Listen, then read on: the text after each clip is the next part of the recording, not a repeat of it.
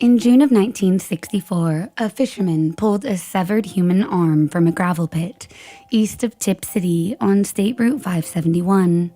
A search was undertaken to find the rest of the remains, and another arm was found in the gravel pit by divers. An attempt was made to drain the gravel pit, which was not successful. 4 days later, another fisherman found a burlap bag in a channel of the old Miami Erie Canal. This bag contained a dismembered human torso. Later, a head and a leg were also found in the canal.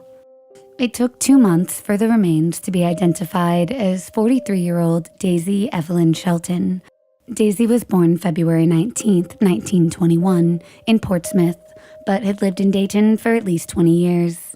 Daisy had lived on Springfield Street and worked at Dyco, an automotive electronics corporation. Daisy was described as soft-spoken, neat, and nicely dressed. Those who knew her say she had a nice home and kept her house clean. However, her personal life was filled with troubles.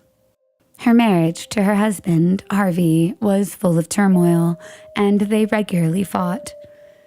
Even though she had separated from her husband 4 years prior to her disappearance, Daisy had other struggles, as she was addicted to alcohol. She would frequently get into trouble at bars and would even get beaten up. Records show that she had been arrested 16 times since 1957 for intoxication. She was also arrested for lack of morals and contributing to the delinquency of a minor.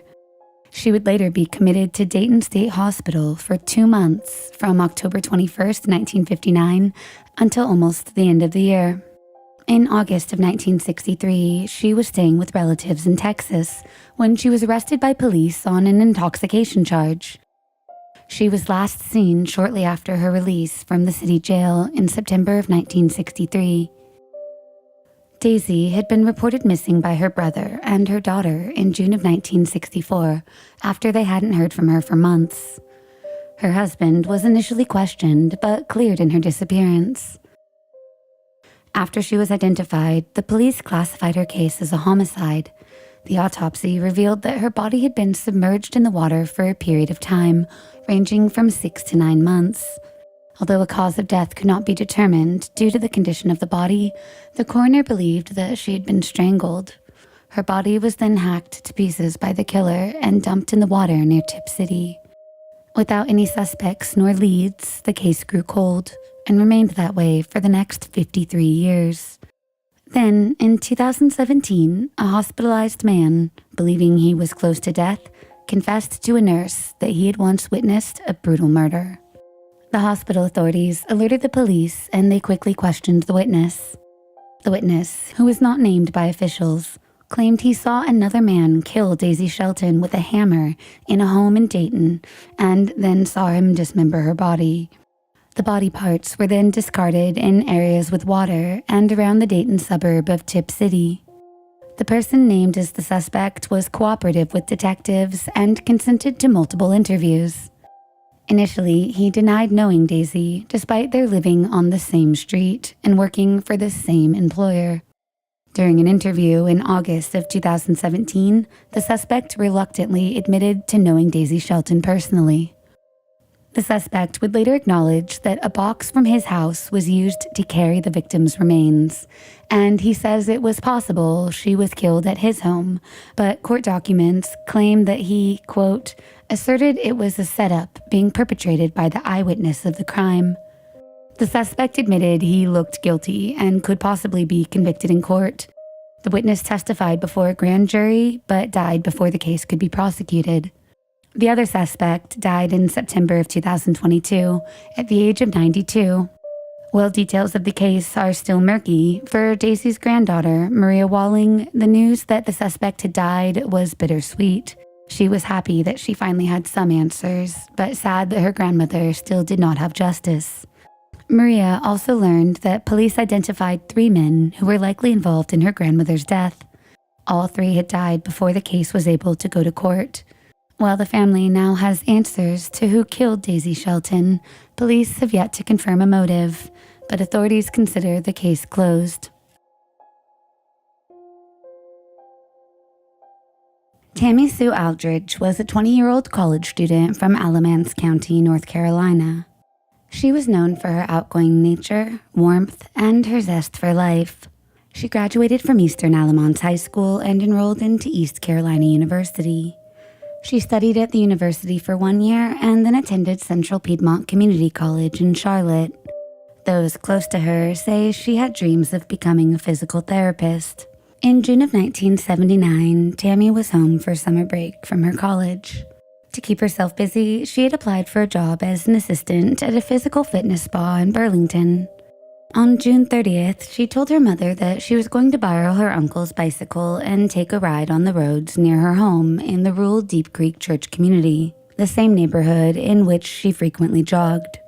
However, she never got to ride the bike, as that day the tires were flat, and so, in her typical persistent and health-oriented fashion, she went jogging instead. She never returned home that night. Tammy's mother reported her missing that evening after she failed to return home. A search was launched. Scent dogs were brought in to track Tammy's path along the route she normally followed while jogging, and while the dogs tracked her scent to a spot where there were tire skid marks, indicating that a car had sped off, their destination was unknown. It was believed that Tammy had been kidnapped in the midst of jogging. Shockingly, the day after Tammy disappeared, she called home at around 9 p.m. Tammy's mother, Shelby Aldridge, later said that her daughter told her that she was all right, but said she could not tell her where she was. Her mom recalls her saying, quote, "I'm all right. Tell Freddie I love him." Freddie was Tammy's boyfriend. The phone then went dead, as if someone had made her hang up.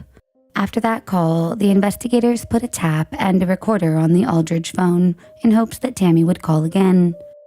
She did call just 2 days later, on July 2nd, at around 10 p.m. As she had said previously, she told her mother that she was physically all right, but could not disclose her location. Shelby stated, quote, "She said she was being treated nice." She then recalls how her daughter told her, quote, "I love you. Tell Daddy I love him. I love all of you," before the second call was disconnected.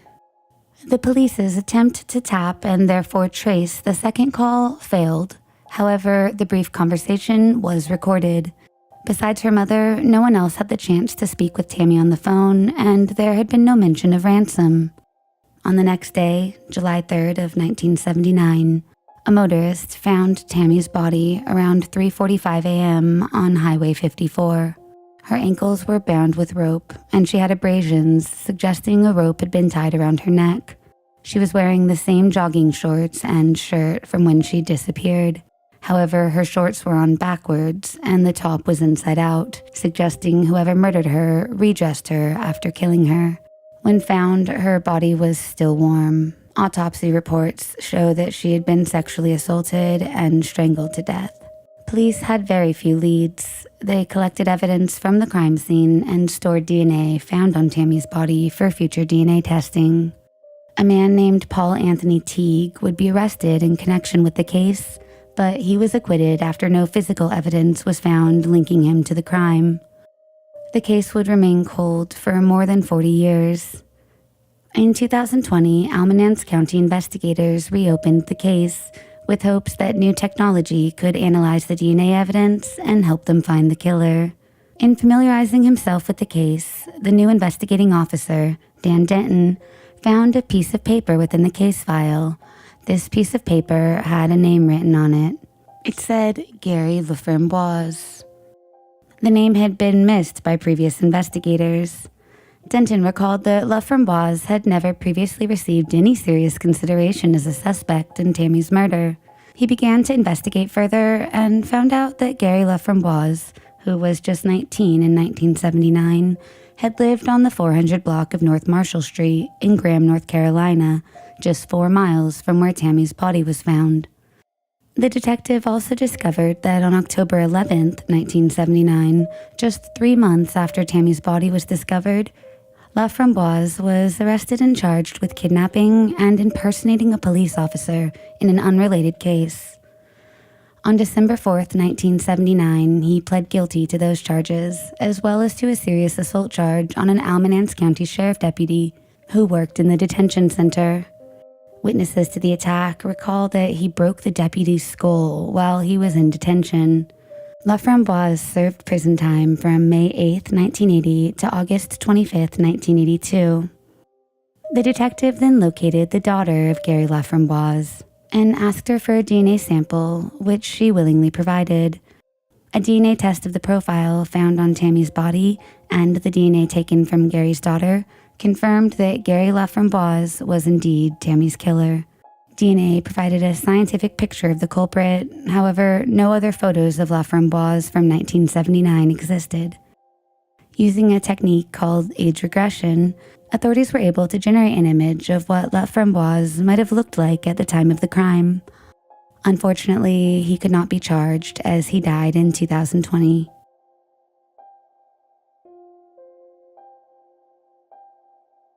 Valerie Ames was a lively and loving 31-year-old mother. According to those around her, she adored being a mom to her two young daughters, aged 5 and 9. Those close to her say she relished spending time with them and watching them grow. She also had a strong love for animals, especially horses. Horseback riding was something she always looked forward to, especially when she visited Texas. Dancing was another hobby she enjoyed. When she was younger, she used to dance ballet, and according to those close to her, it was something she still treasured. On August 10, 1996, a woman went to her father's apartment, who was in jail, to check up on his things and make sure his doors were still locked. Upon reaching the apartment, she found its front door unlocked. As she entered the apartment, she saw a grisly sight. An unfamiliar woman was lying dead in a pool of blood. The body was later identified as Valerie Ames. She, according to autopsy results, had been stabbed and beaten to death. At the time of her death, Valerie's two daughters were in England with their grandmother. They received a phone call informing them about Valerie's death. Valerie's mother was surprised to note that the apartment where Valerie's body had been found was not her own. Her body had been found at the Courtyard Apartments at 1606 King Street in the Riverside area of Jacksonville. Valerie lived and worked in Arlington, and she did not own a car. None of her friends or family recalled driving her to that side of town on the day of her murder, and nobody knew how she got to the Riverside area. Prior to Valerie's murder, the resident of the apartment and his living girlfriend had been arrested one day prior to Valerie's body being found. After the couple was arrested, the apartment had been left unlocked. When questioned, the residents denied knowing Valerie. According to the police report, they said she looked a little familiar, but did not know her personally. The couple's timeline ruled them out as suspects in the murder. The murder weapon was never recovered. Family members recounted to police a specific incident they believed could be connected to the murder. They informed investigators that 3 months prior to Valerie's death, she had contacted authorities to report an assault by a police officer. However, she never followed through with the report, and the charges were never filed. That officer was later investigated after her murder, but was supposedly cleared. Valerie's oldest daughter later said that a woman had contacted police, informing them that she had information on Valerie's murder. The woman said that she would make a deal with police. This woman was later found dead. However, reports are unclear as to how she died.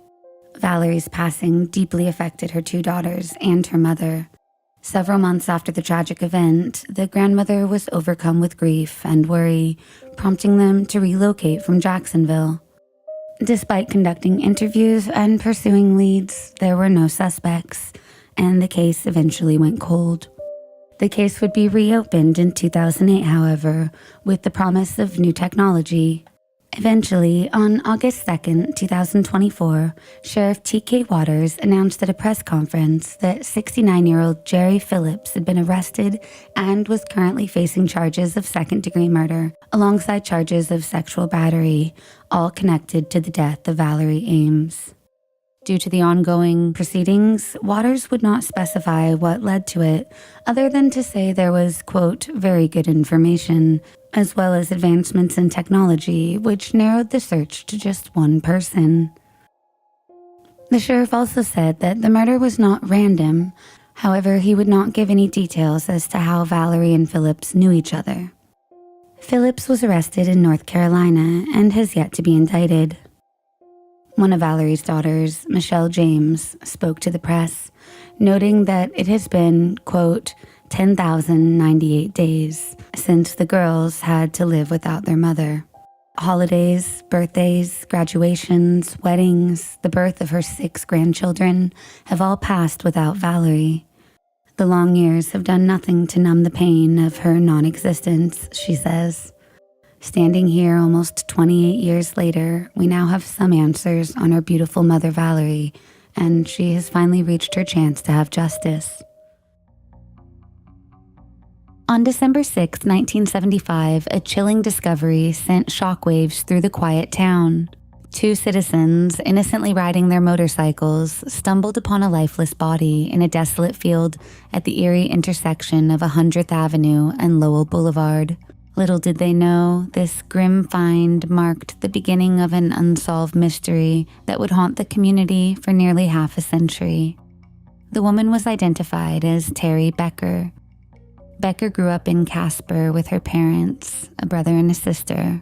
She was a graduate of Kelly Walsh High School and worked for a newspaper for a time.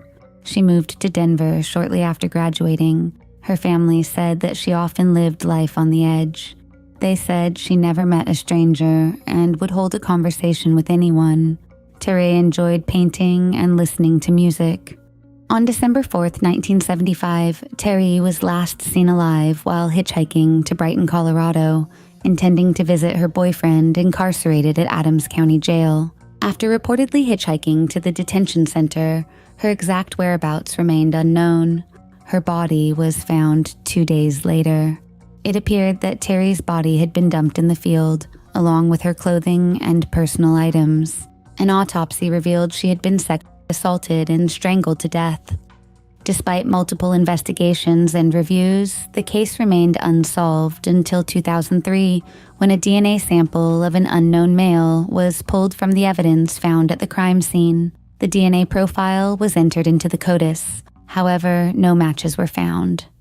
In 2013, Las Vegas Metro Police Department was reviewing a 1991 murder case of Sherry Bridgewater, who had been found raped and murdered in her apartment.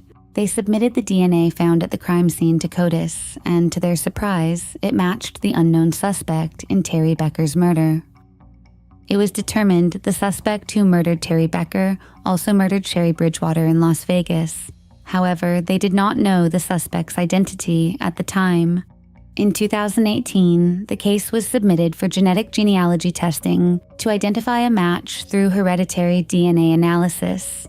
After 5 years of research and testing, Thomas Martin Elliott was identified as a suspect in both murders. In October 2023, his body was exhumed and was positively identified as the killer in both cases in January 2024. Elliott had a lengthy criminal record and spent significant time in and out of prisons. He committed a burglary in Lakewood before murdering Teree. He would ultimately be convicted for 6 years in prison of the burglary. While in prison, Elliott was moved throughout the Department of Corrections system and was ultimately released from prison in Las Vegas in 1981. After his release, he proceeded to commit a crime against a child and received a 10-year sentence. He was again released in Las Vegas in 1991, where he would go on to murder Sherry Bridgewater. Thomas Elliott committed suicide on October 30th, 1991. Authorities are now retracing data to determine if additional cases may be linked to Thomas Elliott. Nellie Hicks was a 59-year-old woman who lived with a housemate in Newark, California.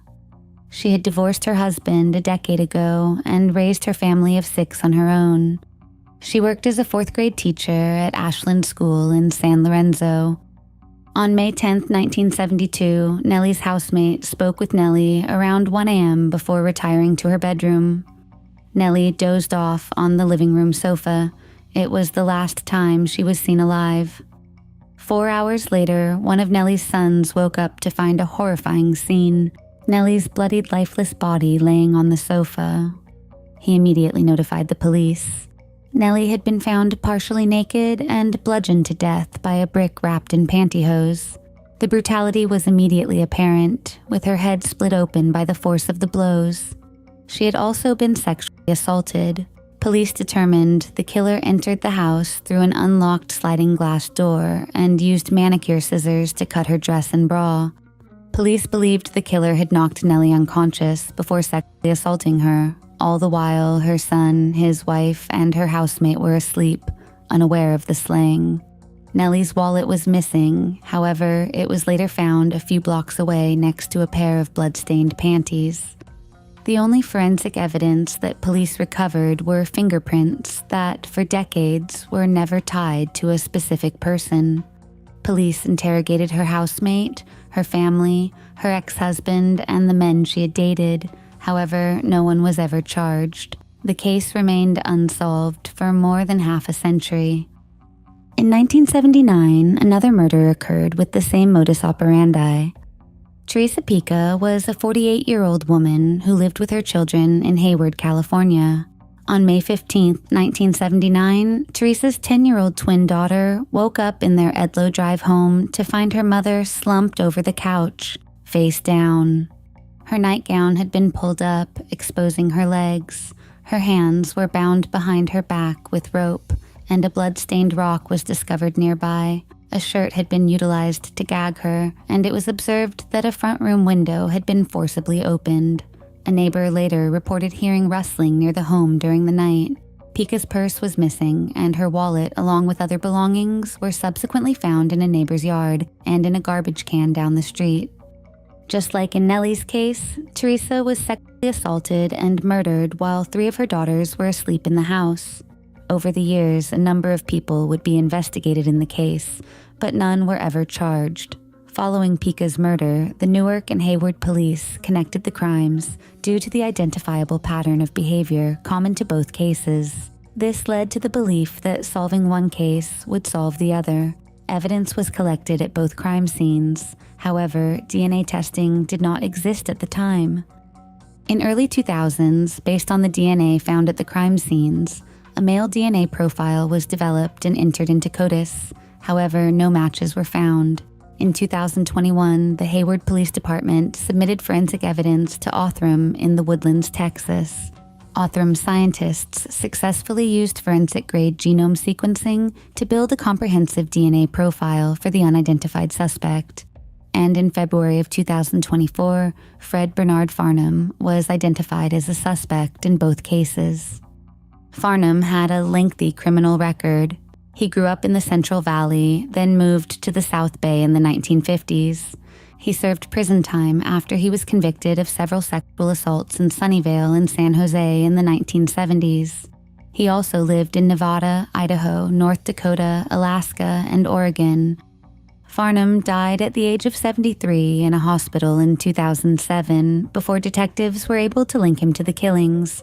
Police believe Farnham could be responsible for other unsolved murders. The cases were solved after more than half a century.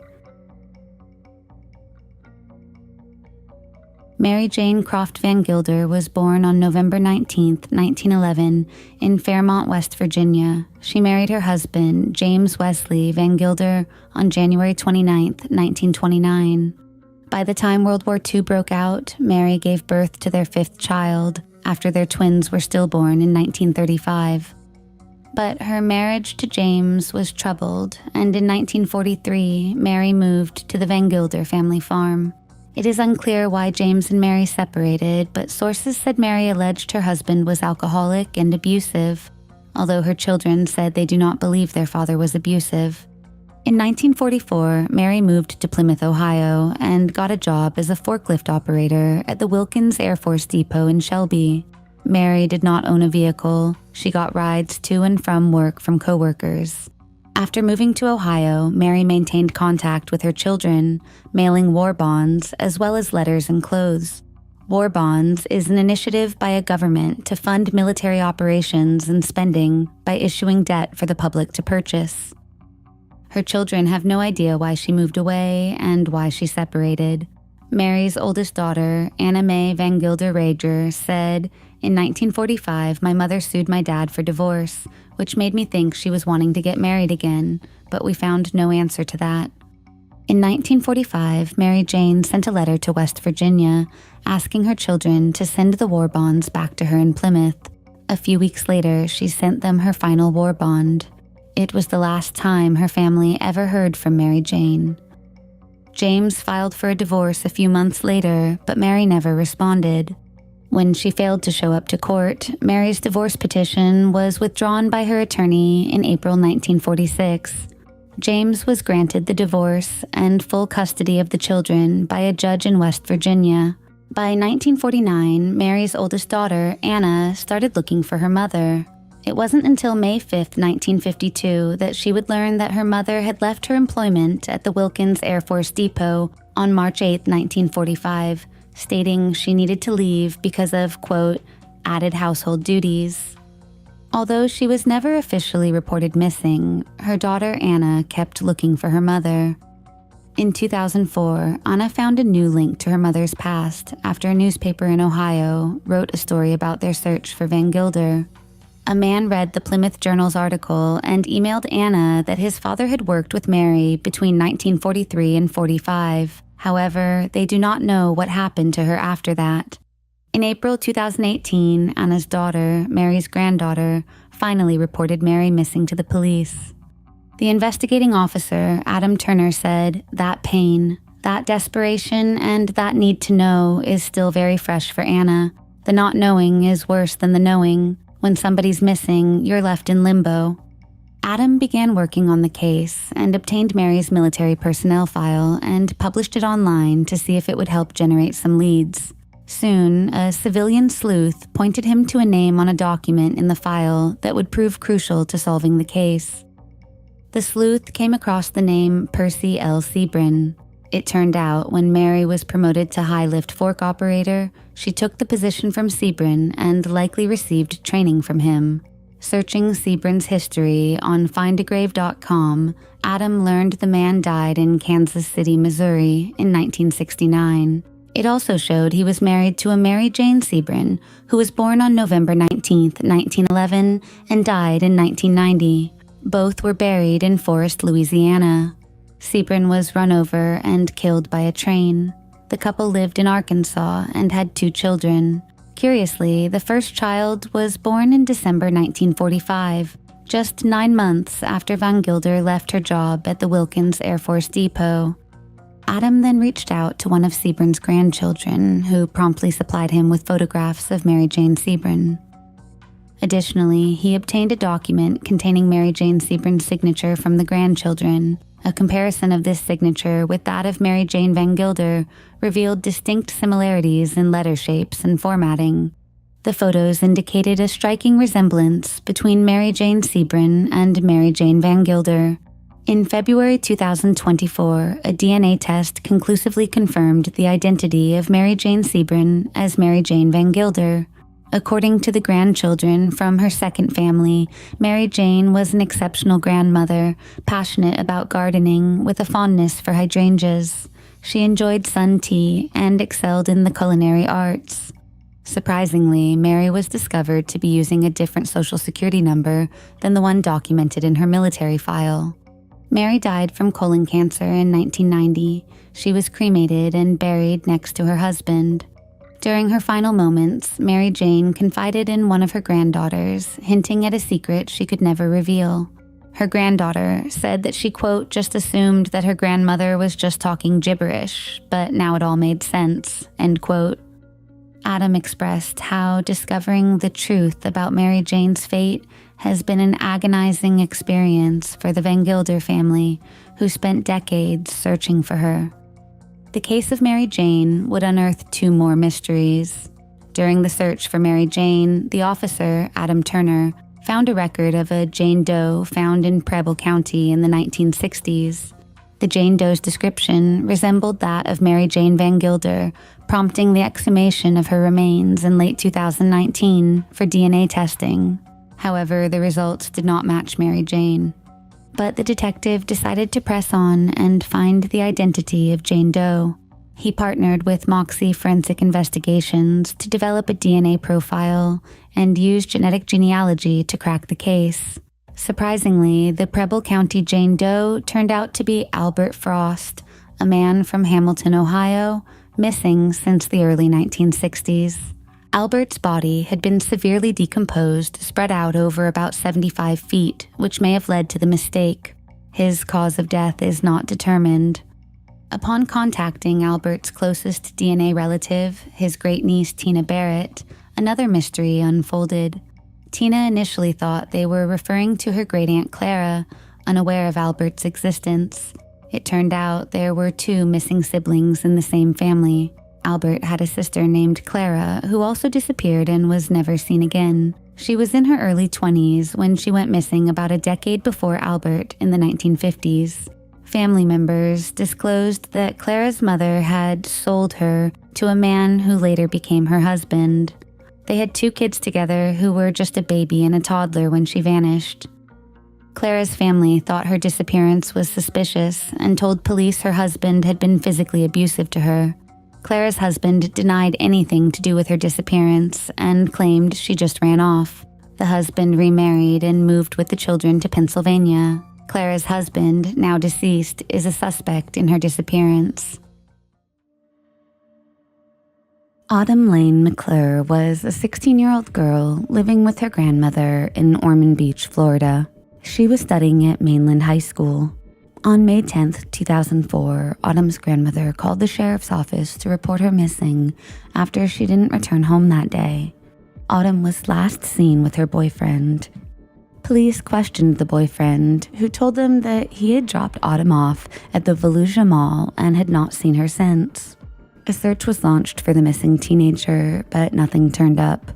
Sometime afterward, Autumn's grandmother told detectives that Autumn had called her from a different area code, and she had received some letters from Autumn postmarked from Melbourne, Florida, claiming that she was okay and would return home after she turned 18. The case went quiet, but a while later, detectives received information that Autumn was staying at a house with 2 people, Brian Donnelly and Jessica Freeman. When detectives went to the couple's home, they said that Autumn had stayed with them for a few days and then left. They said that they were coworkers of Autumn's at the Winn-Dixie supermarket.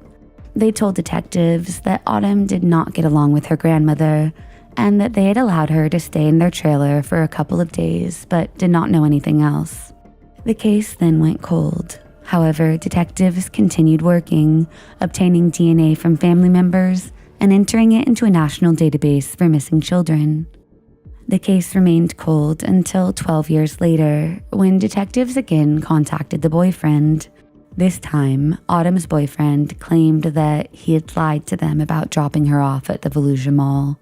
He said that he had actually dropped her off at the Seabreeze Bridge, where she had then gotten into a car with Jessica Freeman. Detectives tracked down Jessica, who was now living in Nevada. She claimed she did not know anything about Autumn's disappearance.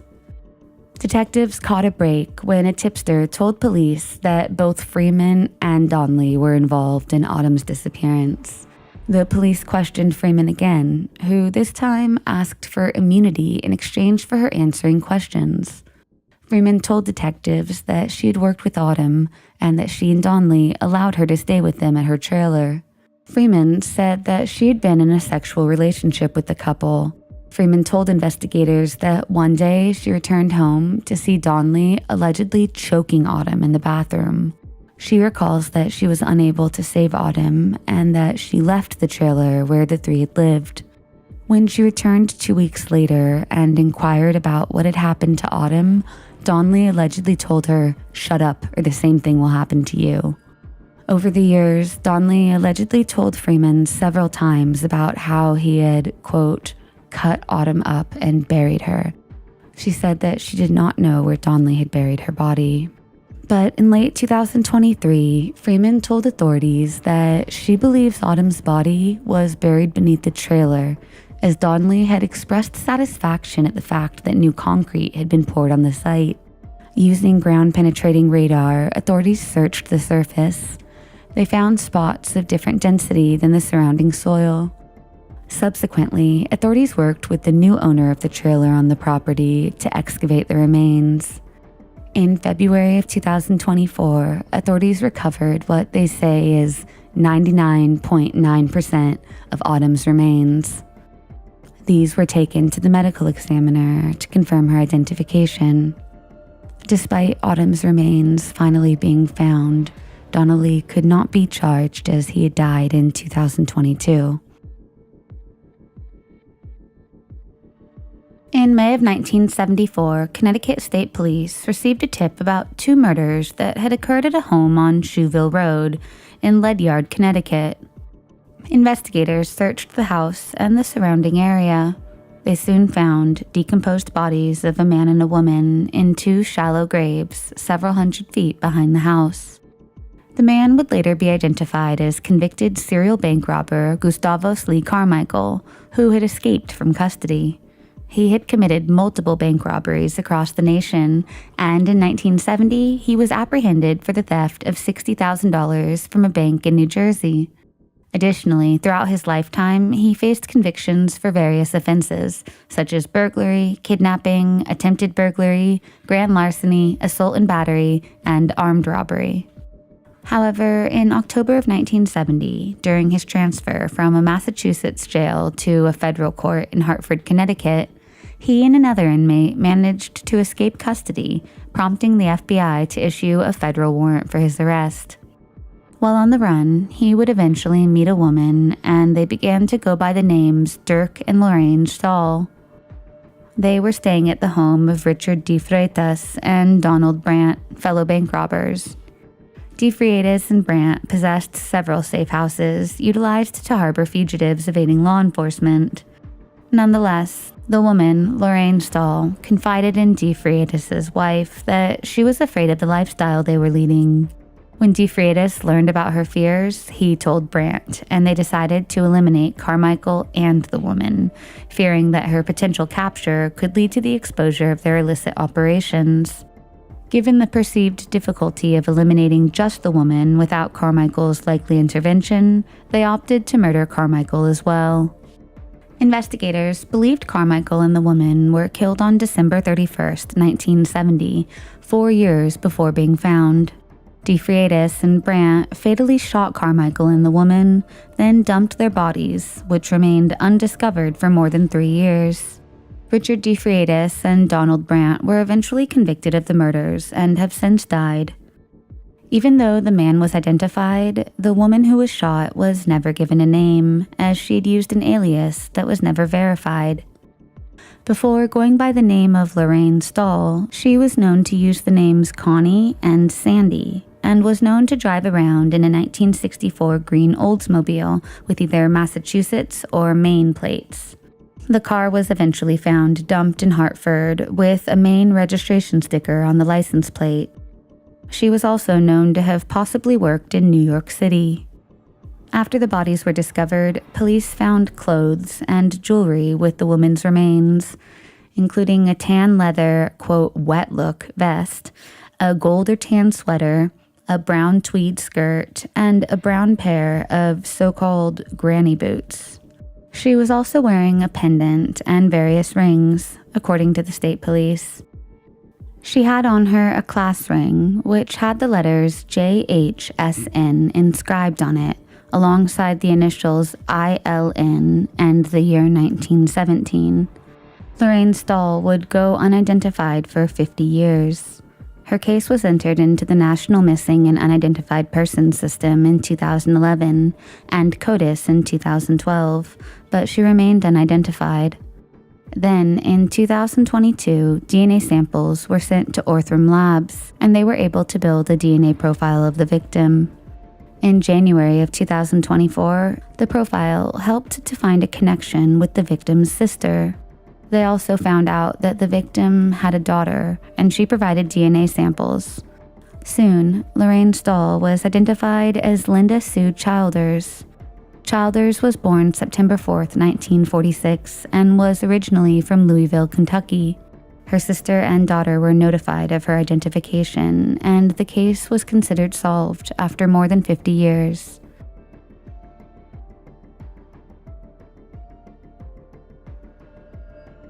Ann Workman was a 24-year-old woman living with her parents in Douglas County, Missouri. Described as quiet, independent, and determined, she was the daughter of dairy farmers and often helped on the farm. To make extra money, she provided lawn care and maintenance services, often completing house and yard work for people in the Dogwood area. On June 30th, 1989, Kelly was mowing the grass at Dogwood Cemetery, adjoining the Pleasant Southern Baptist Church. Kelly was meticulous about her work, clipping along the rows of headstones before using trimmers to cut the individual stray blades from around each marker. She began her work at 3:30 p.m., and at around 5 p.m. it started raining, so Kelly went home to feed the calves while her parents milked the cows at their rented Seymour farm. When the rain stopped at 5:40, Kelly was back at the cemetery. Her uncle saw her mowing as he drove past the lot on Missouri 14 in Douglas County. This was the last time Kelly was ever seen alive. 20 minutes later, with less than half of the job completed, it appears that Kelly left the mower beside a tombstone and disappeared from the cemetery. When she failed to return home for dinner later that night, her parents became worried and reported her missing to the police. However, police told her parents to wait, as they suggested Kelly might have run away. Her parents vehemently disagreed, as Kelly was dependable and would not have left her work unfinished, nor would she have left her tools simply sitting out in the cemetery. Her parents and friends organized their own searches, and soon, despite suggesting that Kelly had run away, the police launched their own county-wide search in and around Douglas. Kelly's 1986 Oldsmobile was soon found in the church connected to the cemetery's parking lot with its key in the ignition.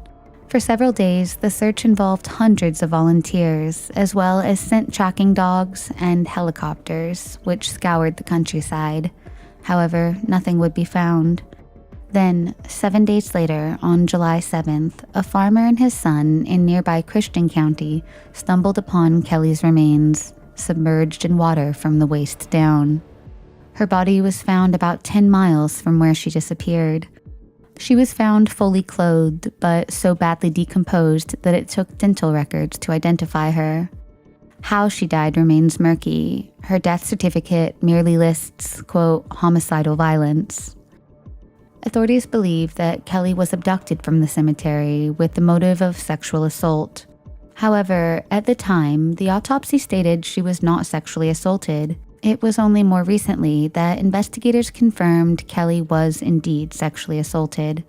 They say she probably died in the early hours of July 1st. However, due to the advanced state of decomposition, they could neither determine the time nor the cause of death. Kelly's mother, Joan Workman, believes she knows the exact moment Kelly died.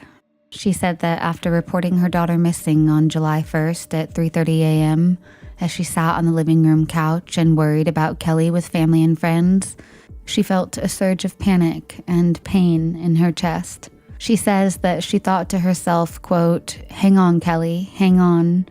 But then she says the feeling passed, leaving her, as she described, feeling dead inside. Kelly's body was interred at the Dogwood Cemetery, which she so lovingly helped maintain. Kelly's parents harbored frustration towards the Douglas County Sheriff's Department, feeling that had the police treated the case with the gravity it deserved from the onset, there might have been a chance to save Kelly. Their anger stemmed partially from the police's failure to dust Kelly's 1986 Oldsmobile Cutlass for fingerprints. Moreover, they expressed disappointment that crucial pieces of information, such as reports of a screaming woman, were overlooked amid the chaos of the initial night. A few months later, Kelly's mother learned that 4 days after Kelly's abduction, an anonymous caller reached out to her home, leaving a message with another family member regarding a sighting of someone at the Workman residence on the afternoon of the abduction. Surprisingly, the caller did not reach out to any law enforcement agencies involved in the investigation. Joan believes that her daughter might have known her abductor or abductors. A reward of $10,000 was offered. Police questioned several suspects over the years, but no one was ever charged. There were two suspects who were repeatedly questioned in Kelly's murder, Dwight and Bobby Banks. Dwight and Bobby Banks were two brothers who had been pulled over by a Missouri Highway Patrol officer in 1990 as they were traveling down the highway in a pickup truck on the night of Kelly's disappearance. It is unclear why they were initially suspected in Kelly's murder, but Dwight Banks was asked by police to take a polygraph test regarding the murder, and he agreed to take it. He reportedly passed the test. A few years later, Dwight, alongside his brother Bobby, again became suspects after Dwight reportedly confessed to several people that he murdered Kelly. In a 1995 article from the Springfield News Leader, it was reported that Dwight had confessed multiple times to killing Kelly. However, he later asserted that these confessions were made in jest, attributing them to him being under the influence of alcohol at the time. Dwight admitted that he and Bobby saw Kelly just a few hours before she was abducted, when she had been working, but he said he did not kill her. Dwight Banks added that his brother Bobby is also innocent. At the time of Kelly's disappearance, Dwight Banks told the news leader that he and Bobby were at his house eating fried chicken. However, the newspaper The News Leader also reported that authorities have been told that Dwight Banks may have taken drugs before the 1990 polygraph examination, which he had passed. Later, Dwight's brother, Bobby, asked an ex-girlfriend of his to provide an alibi for him for the evening Kelly went missing, which she later reported to police. It was reported that Bobby Banks failed the polygraph test, which Dwight Banks attributed to his brother's frail emotions. 9 years later, the Missouri Highway Patrol Crime Lab issued a warrant for two men, one of which was Dwight, seeking DNA evidence allegedly connecting him to the killing. However, the test did not yield any conclusive findings.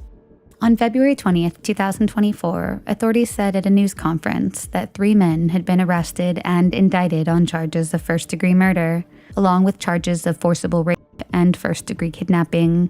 The 3 men were identified as Wiley Belt and the initial suspects, brothers Dwight Banks and Bobby Banks. Investigators say the case was cracked wide open by an eyewitness, someone brave in the community who had come forward, giving them evidence they needed to take the case to a grand jury. All 3 men were in their mid-60s at the time of their arrest. Currently, the Banks brothers, alongside Belt, are being held at the Douglas County Jail in Ava. Each is remanded on a $250,000 cash bond.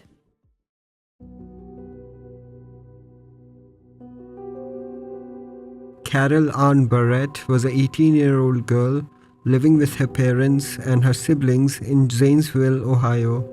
Carol, a senior at Zanesville High School, had an adventurous spirit that inspired her and her friends to travel south to Daytona Beach, Florida for a spring break. Carol had worked at the Wendy's old-fashioned hamburgers in Zanesville to save up money for the trip. In March 1980, Carol and her friends were staying at the Daytona Beach Hotel. Carol and the other female friends were staying on the 6th floor of the hotel, while the 3 male friends were staying on the 5th floor. But on the night of March 23, 1980, all of the friends were in the girls' room partying. At around 2 a.m., Carol and a friend named Scott Grubb decided to head to a nearby store. But as they were making their way towards the elevator, a man carrying a gun confronted them and asked them to take him into their room. Steve, concerned about the man's intentions, told him they could not get back in because they did not have the key. The man ignored this and pushed Steve towards the door. Frightened, Steve and Carol knocked until one of the friends let them in. The man then told the 8 friends to get naked, then robbed them and threatened that if they tried anything, he would kill one of them. The man then said he was going to take one of them to make sure they wouldn't call the police after he left. He picked Carol's friend Pam to take with him. When Pam started to panic, he became agitated and Carol volunteered to go instead. Carol was known for being level-headed and calm under pressure, and she did not offer any resistance when the intruder told her that she was now his hostage. The man told them that he would release Carol within an hour. He made everyone else get into the balcony and locked them out before taking Carol out of the room. One of the boys eventually managed to reach a neighboring balcony and asked the occupants to call the police. Carol's friends provided the police with detailed description of the abductor. They described him being between 20 and 25 years old, about 5 feet 10 inches tall, and about 160 pounds in weight. He was wearing a brown suede jacket, tan pants, brown suede shoes, gold wire-rimmed glasses with brown tinted glasses, and a mole on his left cheek. A composite sketch of the suspect was released in the media, but no leads were found. The following day, Carol's body was discovered by a passerby in a ditch line along Interstate 95 near Pecan Park Road in Jacksonville. Carol had been dragged from the roadway and discarded into the ditch sometime after midnight. She had been executed with a small caliber handgun, and there was no sign of a struggle. She was discovered nude from the waist up with a white sweater pulled over her head. She was wearing a gold necklace and earrings. Her body was positively identified by her friends. Carol's friends and family were devastated by the news. For a long time, the family received prank calls, calling the family and saying, "You're next," and then hanging up. Without any leads or suspects, the case would eventually go cold.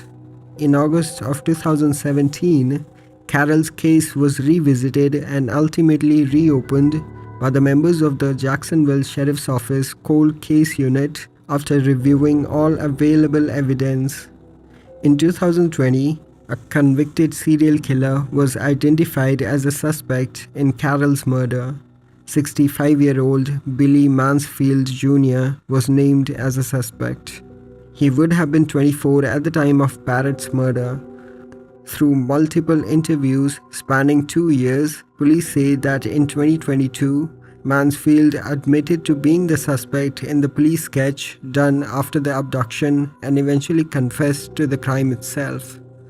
Despite the confession, authorities decided against pursuing prosecution against Mansfield, who is already serving a life sentence in California for murder, as well as 4 concurrent life sentences in Florida.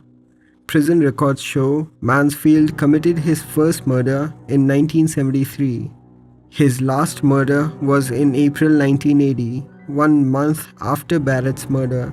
He was convicted of murdering 5 women in California and Florida. He was sentenced to life in prison in 1982.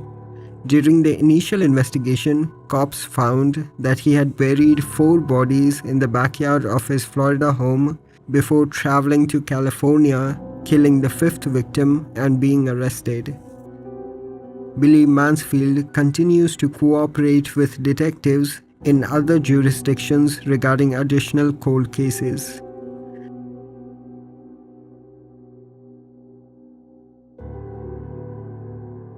On July 16, 1991, remains of a woman were found near downtown Ventura, about 70 miles northwest of Los Angeles.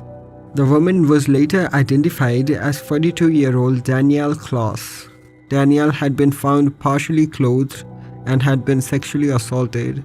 She was ultimately bludgeoned to death with a rock. A rock covered with blood was found near her body and was believed to be the murder weapon. Danielle was last seen on the previous night, on the night of July 15, 1991. She was speaking to a man driving a small white pickup truck with pinstripes. She was reported missing by her husband the next day after she failed to return that night. Police collected evidence found at the crime scene, which included fingerprints, cigarette butts, trash, papers, rocks, and anything else that looked disturbed. Police also canvassed the area looking for a white truck that matched the suspect's vehicle description. In interviews at the time with friends and family, Danielle was remembered as a sensitive artist who had struggled with drug addiction and was helping others with addiction issues at an adult school in town. Despite evidence found at the crime scene, no leads were found, and the case would eventually grow cold. Danielle's 1,000-page case file and DNA evidence from sexual assault kit and the rock found at the crime scene sat dormant at a Ventura police station for 25 years. Over the years, the DNA sample from the case was entered into CODIS. However, no matches were found. In 2021, the new investigator on the case learned that the murder weapon, a rock, and fingernail clippings from Danielle had been preserved but had not been tested ever.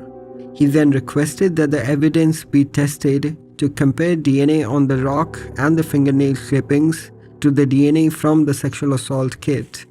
The officer said, "This test would either confirm or deny that our murder suspect and the rape suspect were one and the same." By September 2021, all the DNA came back as a match to one unknown suspect. This led to the next step of testing the evidence using the new technology of forensic genetic genealogy. Using genetic genealogy, forensic specialists were able to develop a family tree of the suspect.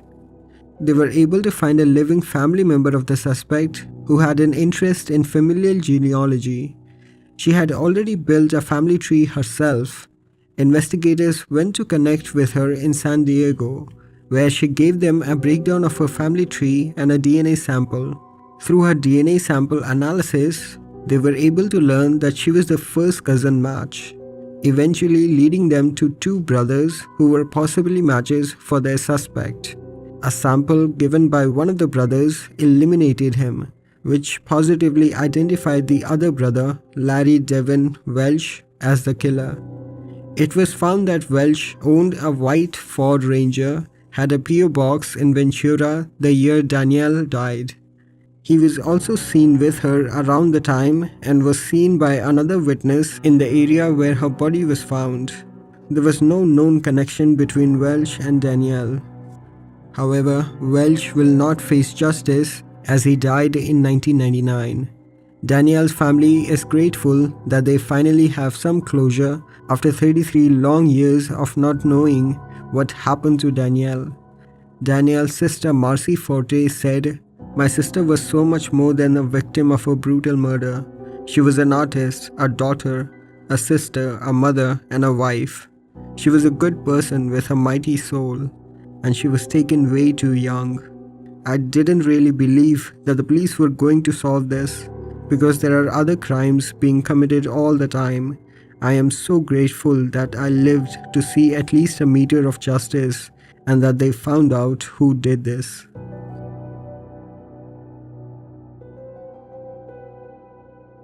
On February 7, 1977, around 11:21 p.m., a woman contacted the Colorado Springs Police Department to report a possible murder in the 5400 block of North Nevada Avenue, Colorado Springs. When the police arrived, they discovered 14-year-old Maria Lorraine Honzell had been stabbed to death. Maria had been babysitting for a female neighbor in the same apartment complex. The neighbor came home around 11:20 p.m. and found Maria deceased in the master bedroom. The neighbor's children, aged 6 and 8, were present during the attack but were unharmed. They were asleep in the bed when the neighbor returned and found Maria. An autopsy revealed Maria had been stabbed multiple times in the chest and one prominent stab wound on the neck area. Her death was ruled a homicide, but a motive could not be determined. The Colorado Springs Police Department conducted a thorough investigation, which included numerous interviews, reports, and a collection of evidence. At the time, a suspect had not been identified. However, CSPD did not cease to follow leads and pursue other investigative strategies. As DNA technology advanced, several pieces of evidence were sent to the Colorado Bureau of Investigation for further analysis. A male DNA profile was identified from a blood stain on Maria Honzell's clothing, but no matches were found despite testing samples from various potential suspects and entering the DNA profile in the combined DNA index system. The case would soon grow cold. In 2019, the male DNA profile was compared with the samples in public genetic genealogy database with assistance from Parabon Nanolabs in the hopes of identifying a biological relative of the unknown suspect. Through extensive research, a person of interest was identified as William Charles Kernan Jr., who also went by Bill Kernan. Kernan died in 2010. Police were unable to collect his DNA since he had been cremated and had no living relatives. Kernan was identified as a student at a local college and an acquaintance of the woman that Maria Honzell had been babysitting for on the night of her murder. The investigation revealed Kernan had been to the apartment complex on prior occasions. However, after a review of the case by the 4th Judicial DA's office, including the genetic genealogy research, the DA's office said it is confident that Kernan is the person responsible for Maria's murder. The case was closed after 47 years.